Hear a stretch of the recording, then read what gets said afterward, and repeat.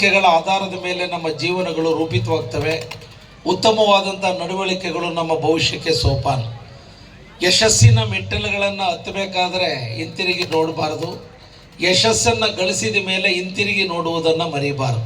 ಈ ಭಾವನೆಯನ್ನು ನಾವು ಹೃದಯಾಳದಲ್ಲಿ ಸ್ವೀಕರಿಸಬೇಕು ಅಂತ ನಾನು ಈ ಸಂದರ್ಭದಲ್ಲಿ ವಿನಂತಿಯನ್ನು ಮಾಡಿ, ನಾನು ನಮ್ಮ ಮಕ್ಕಳ ತಂದೆ ತಾಯಿಗಳಿಗೆ ವಿನಂತಿ ಮಾಡ್ತಕ್ಕಂಥದ್ದೇನಪ್ಪ ಅಂದರೆ, ತಮ್ಮ ಮಕ್ಕಳಿಗೆ ಏನಾದರೂ ಕೊಡುಗೆಯನ್ನು ಕೊಡ್ತಕ್ಕಂಥದಕ್ಕೆ ಅವಕಾಶ ಇದ್ದರೆ ಅದು ಸಮಯ ಎಂಬತಕ್ಕಂಥ ಕೊಡುಗೆ ಎಂಬತಕ್ಕಂಥ ಮಾತನ್ನು ಹೇಳಲಿಕ್ಕೆ ಬಯಸ್ತಾ ಇದ್ದೇನೆ.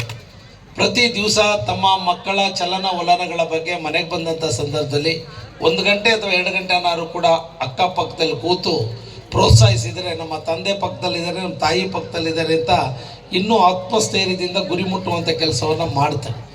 ಏಕೆಂದರೆ ಯಾರಲ್ಲಿ ಎಜುಕೇಷನ್ನಲ್ಲಿ ಒಂದು ಉತ್ತಮವಾದಂಥ ಪ್ರತಿಭೆ ಇದೆ, ಮತ್ತೊಂದು ಇದೆ ಅಂತ ಗೊತ್ತಾಗಲ್ಲ. ಉದಾಹರಣೆಗೆ ಒಬ್ಬ ಚೇತನ್ ಸಾಯಿ ಸಚಿನ್, ನಮ್ಮ ಸಿದ್ದರಾಜಣ್ಣ ಇದ್ದಾರೆ, ದೀಪಕ್ ಸಾಯಿ ಸಚಿನ್ ಅಂತ ಒಬ್ಬ ಯುವಕ.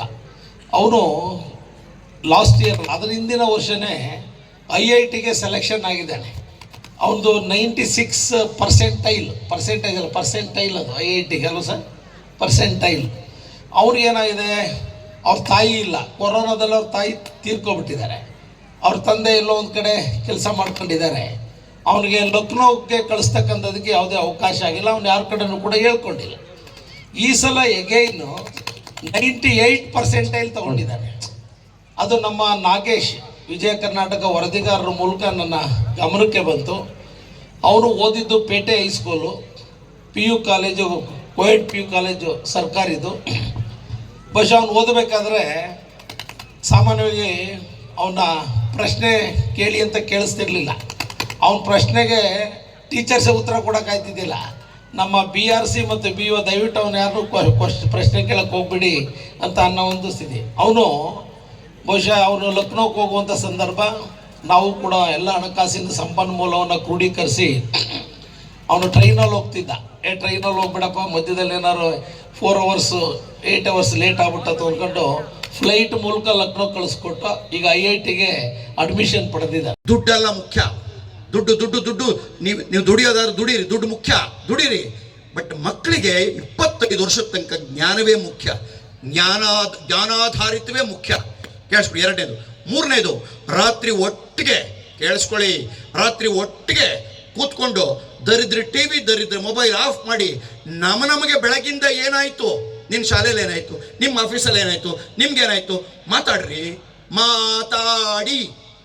ಮನೆಗಳಲ್ಲಿ ಮಾತೇ ನಿಂತೋಗಿದೆ. ತುಂಬ ಮನೆಗಳಲ್ಲಿ ಗಂಡ ಹೆಂಡತಿ ಇಬ್ಬರೇ, ಇವಳು ದೆವ್ವ ಓದಂಗೆ ಹೋಗ್ತಾಳೆ, ಅವನು ಭೂತ ಓದಂಗೆ ಹೋಗ್ತಾನೆ. ದೆವ್ವ ಭೂತಗಳ ಅದ್ಭುತ ದಾಂಪತ್ಯ ಸಾಂಗತ್ಯ. ಮೌನ, ಮನೆಗಳಲ್ಲಿ ಮಾತೇ ಇಲ್ಲ. ದಯವಿಟ್ಟು ಮಕ್ಕಳ ಹತ್ರ ಮಾತಾಡಿ. ಸಾಹೇಬ್ರು ಹೇಳ್ತಾ ಇದ್ರು, ಮಕ್ಕಳ ಹತ್ರ ಕೂತ್ಕೊಳ್ಳಿ ಅಂತ. ಕೂತ್ಕೊಳ್ಳಿ, ಮಾತಾಡಿ. ನಿನ್ನ ಪ್ರಾಬ್ಲಮ್ ಏನು, ಯಾಕೆ ಕಮ್ಮಿ ತೊಗೊಂಡೆ, ಜಾಣ, ಹೋಸಲಿಗಿಂತ 2 ಮಾರ್ಕ್ಸ್ ಜಾಸ್ತಿ ತೊಗೊಂಡಿದ್ಯಾ, ಅಪ್ರಿಷಿಯೇಟ್ ಮಾಡ್ರಿ. ಸುಮ್ಮನೆ ಬೇರೆಯವ್ರನ್ನ ಕಂಪೇರ್ ಮಾಡಿ ಮಾಡಿ ಮಾಡಿ ಮಾಡಿ ಯಾಕೆ ಕಂಪೇರ್ ಮಾಡ್ತೀರಿ? ಈ ಮಾರ್ಕ್ಸಿಂದ ಏನಾದ್ರು ಪ್ರಯೋಜನ ಇದೆಯೇನ್ರಿ? ಕೇಳಿಸ್ಕೊಳ್ರಿ. 99 ತೆಗೆದವನು ಕೂಡ ಏನೂ ಆಗದೆ ಕೆಲಸ ಸಿಗದೆ ಇರಬಹುದು. ಈ ಕಾಲದ ಮ್ಯಾಜಿಕ್ ಹೇಳ್ತಾ ಇದ್ದೀನಿ. 52% ತಗೊಂಡವನು ಇವನಿಗಿಂತ ಅದ್ಭುತವಾಗಿ ಬದುಕಬಲ್ಲನು. ಅದೇ ಈ ಕಾಲದ ಮ್ಯಾಜಿಕ್. ಆದ್ರಿಂದ ನೀವು ಜ್ಞಾನವನ್ನು ನೀವು ಗಮನಿಸಬೇಕಾದ್ರೆ, ನಾನು ಇಡೀ ರಾಜ್ಯ ಸುತ್ತವನು, ನಾನು ಗಮನಿಸಿದ್ದೀನಿ. ಇಡೀ ಚನ್ನರಾಯಪಟ್ಟಣದಲ್ಲಿ 10ನೇ ಕ್ಲಾಸ್ವರೆಗೂ ನೋಡ್ಬೋಣ, ಯಾವ್ದಾದ್ರು ಶಾಲೆಯಲ್ಲಿ 25ರವರೆಗೆ ಮಗ್ಗಿನ ಹಿಂಗೆ ಹೇಳೋರು ಒಬ್ಬನ ತೋರಿಸ್ಬಿಡ್ರಿ, ನೀವು 1000 ರೂಪಾಯಿ ಕೊಡ್ತೀನಿ. ಒಬ್ಬನು ಸಿಗಲ್ಲ. 1 ನಿಮಿಷ ಕೇಳಿಸ್ಕೊಳ್ಳಿ. ಕಲಿಯೋ ಅಗತ್ಯನೂ ಇಲ್ಲ. ಇವತ್ತು ಈ ಮೊಬೈಲ್ನಲ್ಲಿ ಕೇಳಿಸ್ಕೊಳ್ಳಿ, ಶೇಕ್ಸ್ಪಿಯರ್ ಯಾವಾಗ ಹುಟ್ಟಿದ, ನ್ಯೂಟನ್ನಿನ 3ನೇ ನಿಯಮ ಏನು, 22ನೇ ಮಗ್ಗಿ ಏನು, ನೀವು ಏನೇ ಕೇಳಿದ್ರು ಗೂಗಲ್ ಅಮ್ಮ, ಗುಗ್ಗು ಅಮ್ಮ ಎಲ್ಲ ಹೇಳ್ತಾಳೆ. ಯಾಕ್ರಿ ತಿಳ್ಕೋಬೇಕು? ಯಾಕ್ರಿ ಆ ಟೆಕ್ಸ್ಟ್ ಬುಕ್ಕನ್ನು ಹೊಡಿಸ್ತೀರಿ? ಶಾಲೆಗಳಿಗೂ ಕೇಳ್ತಾ ಇದ್ದೀನಿ, ನಿಮಗೂ ಹೇಳ್ತಾ ಇದ್ದೀನಿ. ಜ್ಞಾನದ 5 ಪೈಸಾ ಪ್ರಯೋಜನ ಇಲ್ಲ. ಹಾಗಾದ್ರೆ ಏನು ಮುಖ್ಯ? ಕೇಳಿಸ್ಕೊಳ್ಳಿ.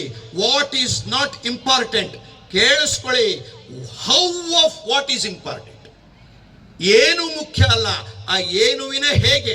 ಅದಕ್ಕೆ ನಾನು ಯಾವಾಗಲೂ ಹೇಳ್ತೀನಿ, ಟೀಚರ್ಸ್ಗೂ ಹೇಳ್ತೀನಿ, 3 ಥಿಯರಿ ಕ್ಲಾಸ್ ಆದರೆ 1 ಆಡಿಯೋ ವಿಜುವಲ್ ನಡಿಬೇಕು. 1 ಆಡಿಯೋ ವಿಜುವಲ್ ನಡೆದ್ರೆ ತಕ್ಷಣ ಲ್ಯಾಬಿಗೆ ಕರ್ಕೊಂಡು ಹೋಗ್ಬೇಕು. Every word the teacher speak should be able to present it. ಅರ್ಥ ಮಾಡಿಸ್ಬೇಕು, ಅವನಿಗೆ ಅಪ್ಲಿಕೇಶನ್ ಬರಬೇಕು. ಇಡೀ ವೆಸ್ಟರ್ನ್ ಸೈಡು, ಇಡೀ ಆ ಕಡೆ ಅರ್ಧ ಪ್ರಪಂಚ ಕುಶಲತೆಗೆ, ಮಾಡುವುದಕ್ಕೆ, ಅಪ್ಲಿಕೇಶನ್ಗೆ ತಿರುಗಿಬಿಟ್ಟಿದೆ. ನಾವು ಇನ್ನೂ ರೋಟೋ ಮೆಥಡ್ ಇಟ್ಕೊಂಡು ಇನ್ನೂ ಪಾಠ ಮಾಡ್ತಾ ಕೂತಿದ್ರೆ ಒಂದು ಕುಶಲತೆಗಳನ್ನು ತನ್ನಿ. ಎರಡನೇದು ಪೇರೆಂಟ್ಸ್ ಇದ್ರ ಕಡೆ ಗಮನ ಕೊಡಬೇಕು. ಎರಡನೇದು ಸುಜ್ಞಾನದ ವಿಷಯ. ಒಂದು ಕತೆ ಹೇಳ್ರಿ, ಹಿಂದೆಲ್ಲ ಇರ್ಲಿಲ್ವೇ?